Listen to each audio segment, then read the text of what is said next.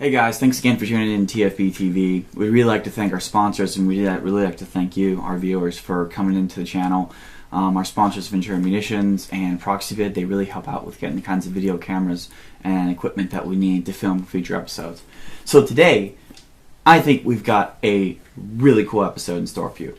So what we did is, myself and my friend Bresh, whom you guys have seen in the Marklemar videos, is we went out to Colorado and we got in touch with the Vietnam War veteran by the name of Colonel Gregory Dillon.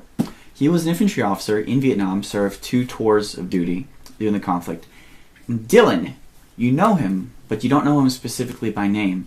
If you've seen the book, if you've read the book or seen the movie We Were Soldiers, written by Hal Moore and Joseph Galloway, the reporter that was at the Battle of Ia Drang Valley, where first the 7th Cavalry was essentially, they were dropped in, and it was a hell of a couple days for them, and it was one of the largest significant battles in the beginning of the war that really opened the public's eyes to the war. Anyways, Dillon was Colonel Hal Moore's operations officer. Dillon, after the battle, was engaged in another battle called the Battle of Bong Sang. Dillon captured an AK at this Battle of Bong Sang, and it was one of the older versions of the Kalashnikov, some of the earlier ones produced in the 1950s. But he captured this, and somehow this rifle came to exist in a reference collection in the United Kingdom. And we were able to go to the NFC and get a bunch of pictures and video of that particular rifle, and we're actually able to meet the actual guy who captured it and carved his initials into the stock. So, to me, as a military history enthusiast, and just as history enthusiasts in general, this is fascinating. We've got this rifle that he captured, and we're actually talking to the real guy almost 40, 50 years after the fact. So I hope you guys enjoy, and I hope you guys stay on for future episodes in which we have future talks with currently Colonel Gregory Dillon. Tell the story of the rifle, how it went by? Yes. Okay. So just so this came to pass, so this is amazing. So this particular AK-47, it's a milled Type 1 or 2, one of the very early variants, has an early magazine. This particular AK-47 currently rests in the Royal Armories, and that otherwise known as the National Firearms Center in Leeds in the United Kingdom. The story behind it, from what our perspective before I got in touch with Colonel Dillon, was that it was sitting in the National Firearms Center, and for the longest time it had this engraven which said J.P. Dillon 17 on the stock of it. And for the longest time the staff in the National Firearms Center had no clue as to what the history of this particular rifle was. Eventually in the early 2000s, there was some research done, and people at the NFCA got some research done. They found out who you were, and they got in touch with you. And I think Jonathan Ferguson emailed you, and then you confirmed it a little bit. Actually, I think I talked to He talked to you? him on the phone the first time. Anyway, one of you, hey, is this be you? Yes, that be me. And we had conducted an operation in the Bon Son Plain, which is about 200 or 300 miles north of Saigon, right along the coast. So just real quick, something that confused me at the beginning, Bon Son and the Ia Drang Valley, completely different campaigns. Oh yeah, a couple hundred miles away. Yes. Yes. Okay. Yes, different operation altogether. Yeah. This was in April, and that one was in November. Of 1965? Yeah. 1965 or 60? It was in 66. 1966. Spring of 66. Okay. Yeah. Previously, I had gone up to that area to take some mail to some U.S. troops who were in a small outpost that belonged to the 22nd Arvin Division. I took the mail to them, and the chopper landed inside their compound. I was talking to them, and they looked apprehensive, and I said, why? What are you worried about? And they said, look over there. And over in this, among all these pine trees, in the middle of this plain, you could see bad guys digging trenches and bunkers. This was straight up NVA. Yes. This wasn't Viet Cong. No, these were the first team.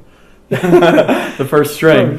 First string. Yeah. And So I said, well, who you been telling about this? So we tell division all the time. And they said, oh, don't worry, we'll get around to that. So I got in the chopper and I went back to On-K, and we were responsible for the security of the thing. That was our turn. Mm-hmm. So I asked Colonel Moore, I said, you know, that's a great target. Why aren't we doing something about it?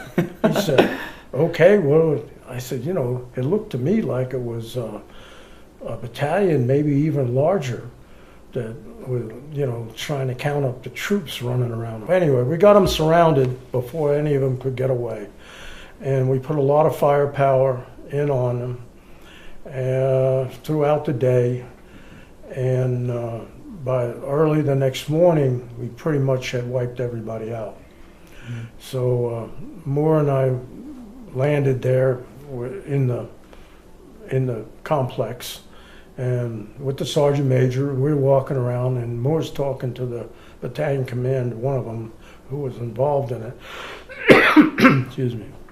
And sergeant major and I are walking around looking at bunkers, and I see this foot sticking out of the bunker with sandal on. And I said, oh, I wonder if he's got any weapons in there. And I grabbed his ankle and yanked on it, and he yanked it back. And that was like, oh, you know, that was an oh shit moment. And so I got him pulled out, Sergeant Major and I pulled him out, and he was delirious because he had been, someone had thrown a smoke grenade in the bunker, and the smoke had got into his lungs and everything. So we had him laying there, and he had on a nice looking pistol and holster. I gave that Sergeant Major. I think he gave that to Colonel Moore. And they had this brand new AK. And I said, no, that's going to be my prize. So I picked it up and I slung it over my shoulder. And I picked up this NVA guy. He was in uniform. I knew he was an officer because he had the little clips on his collar. I picked him up, threw him over my back, and walking to the helicopter. I didn't realize it, but he was bleeding out of the mouth. He bled down the back of my back, and later someone was saying, oh, you're wounded. You know, no, you can't get my job. I'm not wounded. And anyway, by the next day, he was conscious, so we took him back in there, and he went around and identified all of the different bodies. Now, we could tell the officers because they had little things on their collars, but he identified the battalion commander, a couple of the company commanders, and so forth. So it's pretty successful from that point of view. I don't know what happened after that. I think we have to turn them over to the ARVN, but so. And the operation in general was, you had very few casualties as well, you mentioned earlier. The operation for the clearing out portion. Yeah. You know, how many casualties were taken, or you mentioned something? That one was very few casualties. Compared to what you inflicted on the enemy? Yeah. There was 424 enemy killed, and we had like maybe 5. And a couple guys wounded, so it was a good following the book operation. Of course, losing guys is never. Yeah. I think while we were there in April, Division sent down and said everybody who has an AK has to turn it in, and they knew I had it. So and especially tell Captain Dillon he has to turn in his thing. And I thought, this is bogus. They said it was for an ARVN unit that was going to work in Cambodia. And they wanted them to have AKs, so if they had to fire them, it didn't sound like M16s. Mm-hmm. They have 2 different sounds. Plausible deniability sort of deal. So, okay, so I turned it in. And about 2 months later, one of the guys from Division sent me this magazine. Well, before that though, I carved my name in it. Where you carved your name in the the so stock. nobody could display it. Yes. So Yeah, sorry. I took my hunting knife and cut that in there, and I said, if some faker had that and tries to put it over his fireplace, it's going to have the name. at least your name is going to be on that It's going to be Rem's on that. rifle. He yeah. won't be able to say, "Hey, I did that," but it was gone. I already forgot about it, I guess. Mhm. And this guy sent me this magazine it was from some big show down in Saigon, and he pointed out in the picture. And there's the AK right there you can read the name on it. Yeah. And I said, well, I'll be a son of a gun. There it is. I knew it wasn't going to Cambodia. Yeah. Yeah. So then So that was the last time you ever saw that it. was it. Yeah, I was gone. It was gone. 1966. And then what? 2005. 2005. Yeah. This guy calls me up and said, my name's Jonathan Ferguson. I'm the curator of the British Small Arms Museum in Leeds, England. Okay. What can I do for you? He said, did you ever have an AK that you put your name on, GP Dillon 1/7? I said, yeah, I did. He said, we have that. Tell me the story about it. So from what we know from Mr. Ferguson's side, what he's told me is that this particular rifle got put in a bunch of pile of rifles that were going to go to Cambodia. However, there was an American officer who walked by that pile, saw it, realized the significance of it with your name on it, and said, "Hey, I'm going to keep it because it had your name on it."